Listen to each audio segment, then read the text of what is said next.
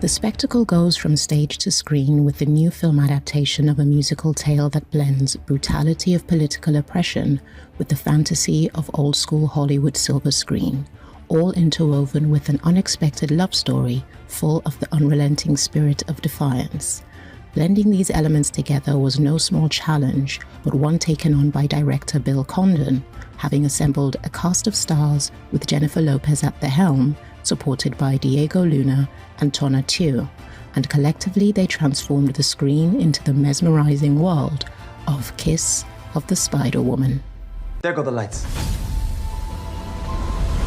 It's in glorious Technicolor. Wait, you throw us right in. We know nothing about the story or the characters. Don't you like to dream? At least a little? When you feel you've gone to hell in a handbasket. When I first went to prison, I thought my life was over. And the world in which you dwell's no paradise. It was just beginning. I can't be here. Why don't we go to the movies?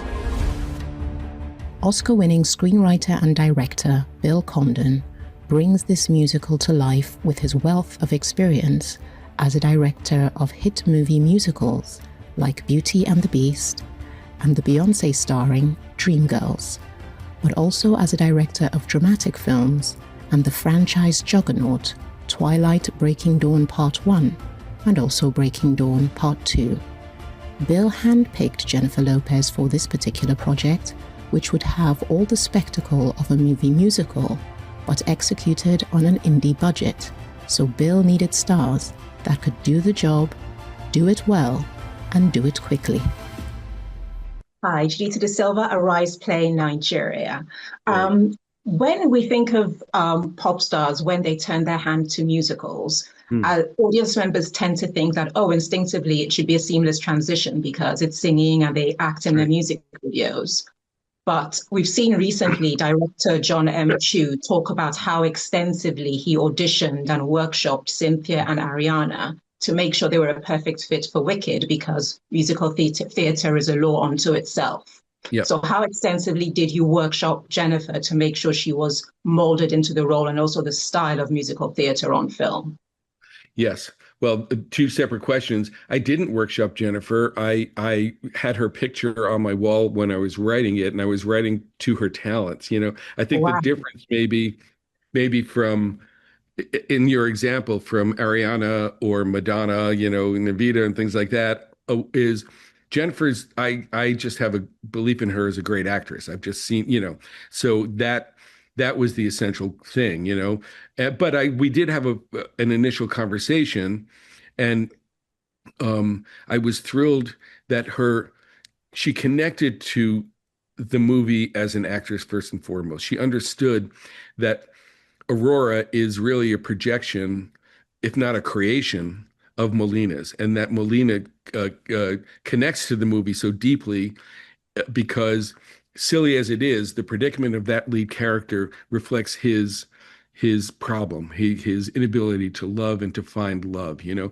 So right from that first 10 minutes, we were describing not only the three characters she's playing, but also how do you inject a little of what Molina's doing into what Aurora's doing. And that was just exciting to see her get it so clearly, so quickly, you know, was what was great, you know.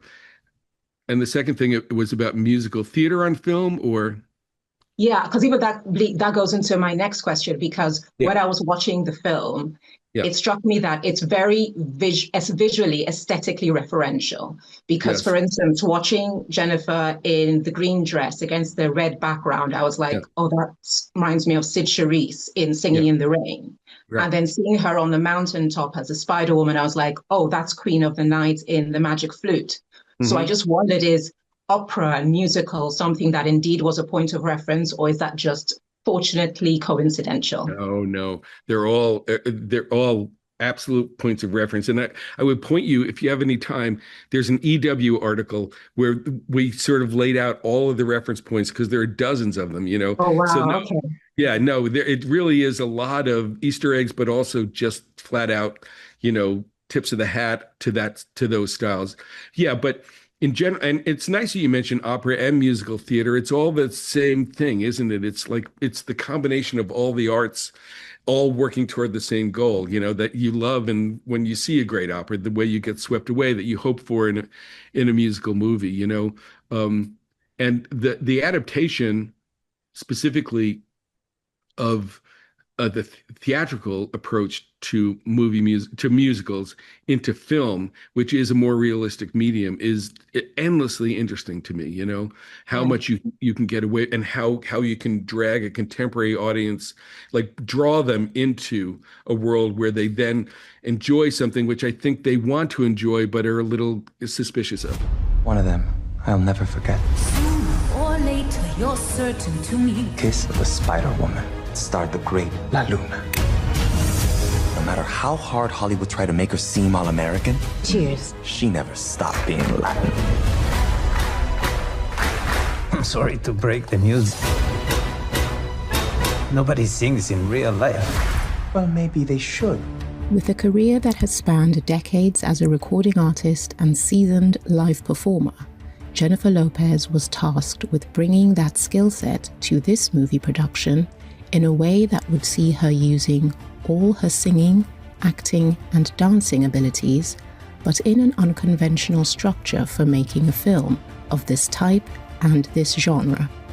Despite the production style being less than traditional, it was a challenge that Bill Condon believed Jennifer Lopez was uniquely suited for.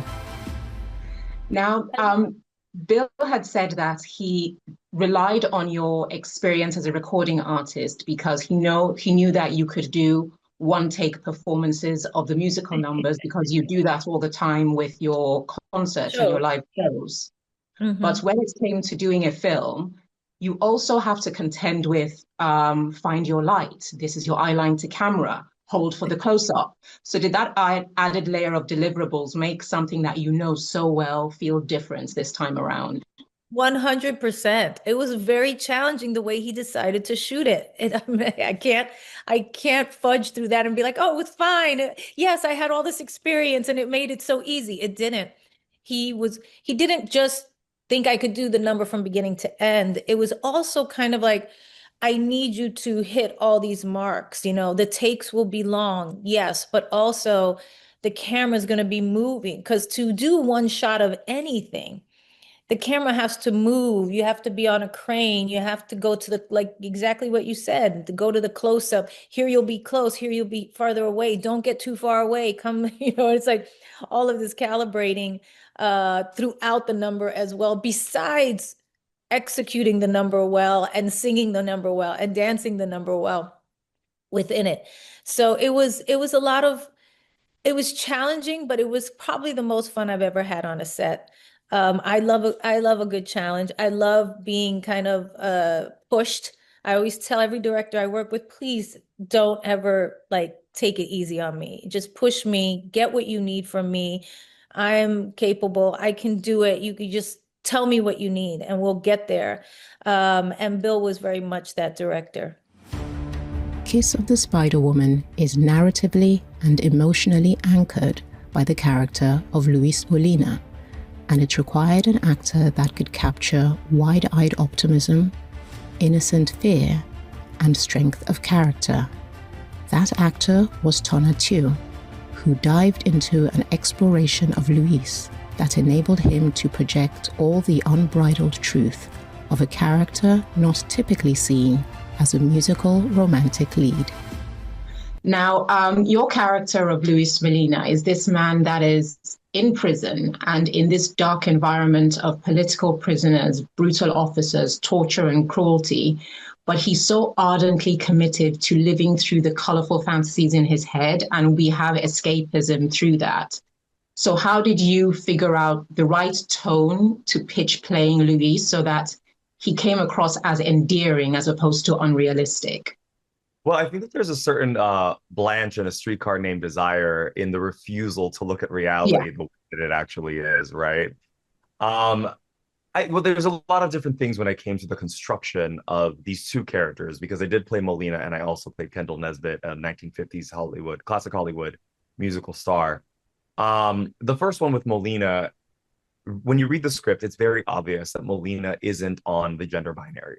And I wanted to really create a person who straddles the center of Mm. genderlessness as much as possible. And in order to commit to that, I had just finished another film called Carry On, which was an action film with Taron Egerton and Jason Bateman, where I had gained a lot of muscle.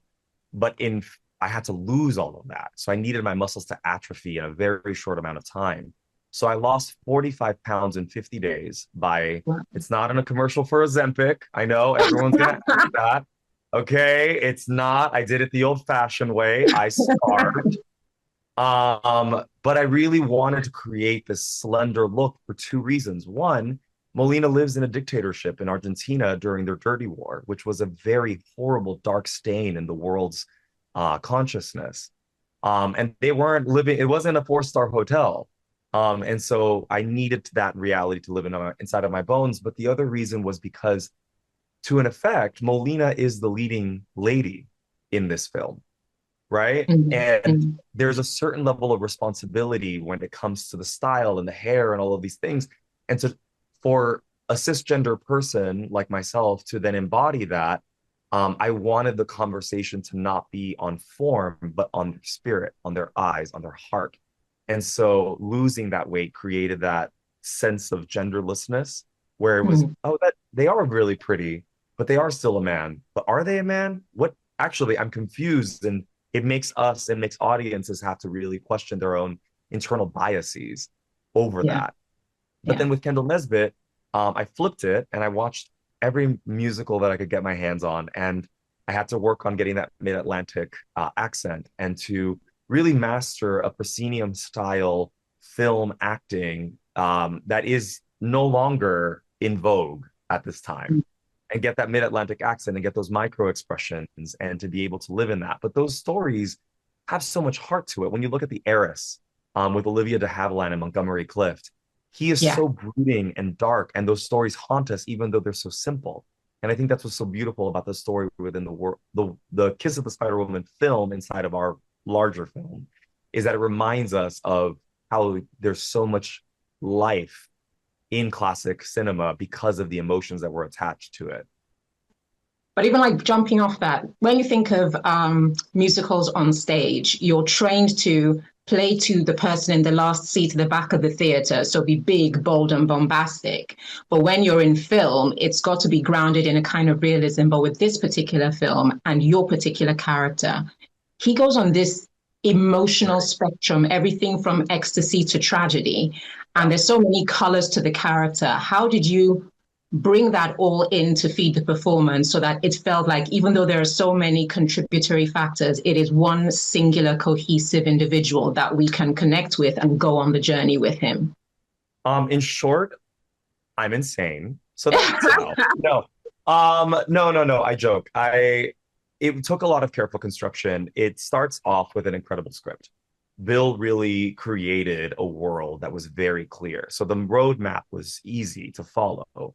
But the construction of the art and the artistry that I bring to it was really understanding that the film within the film is Molina's emotional subtext out loud, right? And then to understand which number in which time period was Bill telling within the musical world.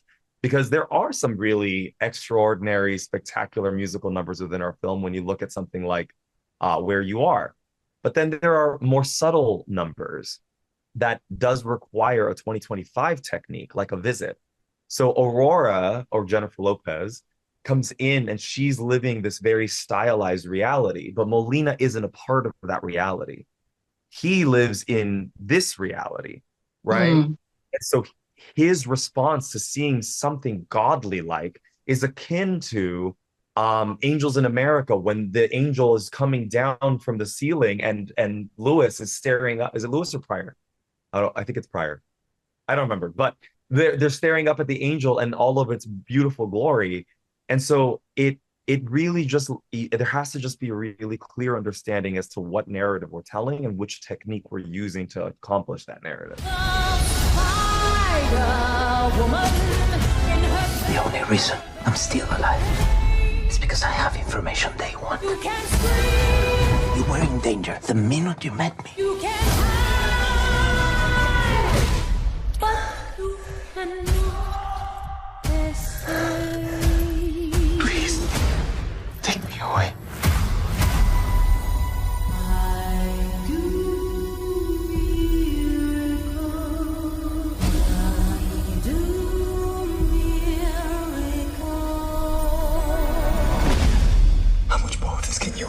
And that point you just made about the reality of film in the theatrical, in Broadway and West End productions, there were numbers that were done in the prison. In the film, you don't have that. So there's that stark contrast between reality and fantasy. Or do you feel that when you capture the essence of the musical by taking out those numbers, that was your fealty to the medium of film, and therefore certain things within musical theatre have to be sacrificed for that? You put it so well. Thank you. That's exactly right. But it's heartbreaking too, because I love the show and I love the score of the show, and some of my favorite numbers, didn't make it into the movie. I think no, I don't believe that people, going through the prison yard singing about, wanting to, be free would have ever worked in this medium. I think that's the fun of it, is the play between the two things. But also, what's interesting, it's also content, right? It's I think for people who don't like musicals, I think they're always wary of the moment when people express love, because almost all musicals are love stories. I think, you look at Moulin Rouge, and he tricked people into, a montage of love songs by making them giggle at how ludicrous it was. And then they relaxed into it. In Chicago, we never had that challenge because nobody loves anybody in that. They only love themselves. So it's so cynical in a way that you weren't. But here it was interesting because at the end of the day, it is a love story, right? So being able to kind of draw people in a realistic way to something that then was going to fully express love. It's true. It's never expressed character to character. Maybe closest is this number I Do Miracles, where the two women tend to two versions of Diego Luna, is the closest, or, and maybe this one song Jennifer sings at the end briefly, but yeah, I think I answered that, or no. Well, I enjoyed the Easter eggs that you mentioned. It's really it was like a treat to watch, and you just keep on having all these memory references. So well done, and for a great movie. It was really a great piece of work. Oh, thank you. Thanks so much. Playing opposite TONATIUH in the role of Valentin, the cynical and tough-natured cellmate of Luis Molina, is Diego Luna, famed for his role as the eponymous lead of the Star Wars series Andor. Captured between Diego and TONATIUH is the relationship that weaves the core narrative of Kiss of the Spider-Woman. And theirs is the defining chemistry that brings the heart of the musical to life. I love because obviously I wasn't old enough, but I went back and I remember the musical and seeing films of the musical and just looking at the two different and talking to Bill about his battle between realism and the fantasy of musical theatre. And it all seems like that battle went on with your character. But most importantly, like, this thing hinges on the relationship between Luis Molina and Valentin. How long did it take to get the chemistry so that you could take us on that thing from contention to passion? That's, it's such a beautiful question. And I would love to say, we had a 3-month rehearsal process and we went on dates and we crafted it. No, babe, we were an independent film. We had a shoestring budget. We did. We shot 11 musical numbers in 17 days. So literally, we would do one giant musical number for 12 to 16 hours, go to sleep for 12 hours, and come back. That set was destroyed, and we would be back and do a completely new number, new choreography, new cinematography, new style, new acting style. And it took an incredible talent like Jennifer Lopez, Diego, and myself to be able to accomplish that. But then in the prison cell, that's I think 2/3 of the movie. We shot 6 to 11 pages a day. That's more than a telenovela shoots a day. It was a 2-person play. And the beauty and the gift that we got was that we shot it in order. Okay. So because if you take the musical aspect out, the script becomes smaller or more condensed, but there is a through line. But each scene is 6 to 11 pages. And so, and Molina never stops talking. So it became this massive monologue for my performance. And so it really, I had to lean on my own theatrical training and my classical training to be able to delve and to deliver that. While also having to have conversations with the different heads of department to ensure that, the hair looked the way that we wanted, and each parts of the costume, the hair, the makeup mirrored whatever emotional beats the character was going through. Because there were moments where by the very end, the last scene when I turn around saying goodbye to Valentine, I looked beautiful, but I was also eating more. And so I was making sure that my character's hollowedness was returning. And we changed the makeup from a green undertone to warm tones. And even down to like the watery eyes, like I was making sure that everything felt beautiful yet again. And the cinematography matched it as well, because we were no longer in a destitute place, but we were in love.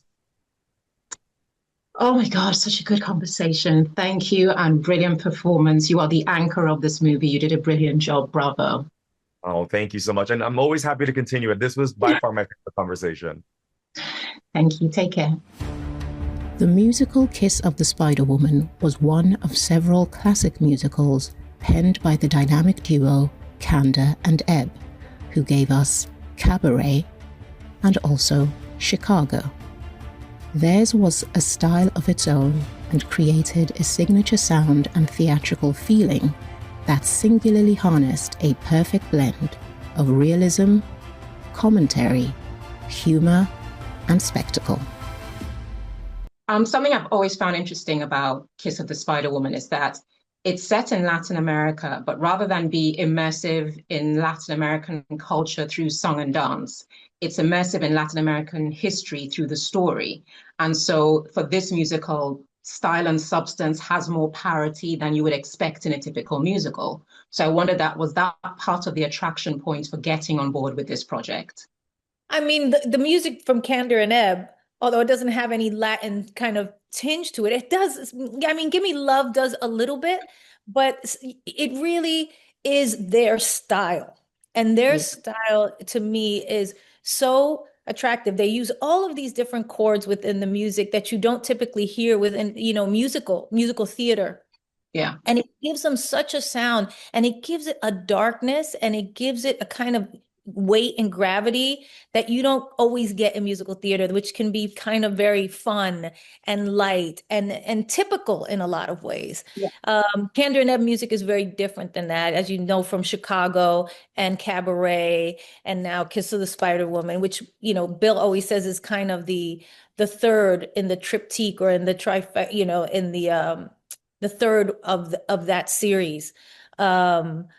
But as far as the Latin, being set in the Latin culture and having the 3 Latin leads for the first time, that part of it was an exciting piece to me, because it hadn't been done that way before. And it was important, I think, for not just the Latin community, but also the queer community, right? Yeah. And having it represented on screen in that way. So it was a joy and a pleasure to be a producer, as well as, acting and singing and dancing in it. Well, congratulations. Another great performance and very enjoyable to watch. Lovely speaking with you. She's very different than me. There's 3 people, but also the same, which is what I find beautiful about the piece, is that you can love somebody who's different than you. And and we need that right now. Very much so, Jennifer, very much so. Thank you. Great place to end. Lovely talking with you. Thank you so much.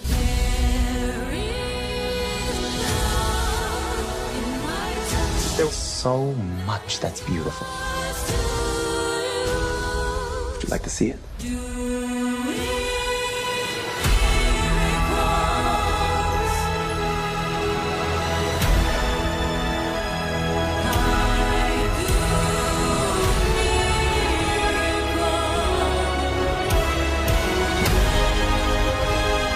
saw the warden this morning? Are you an informer?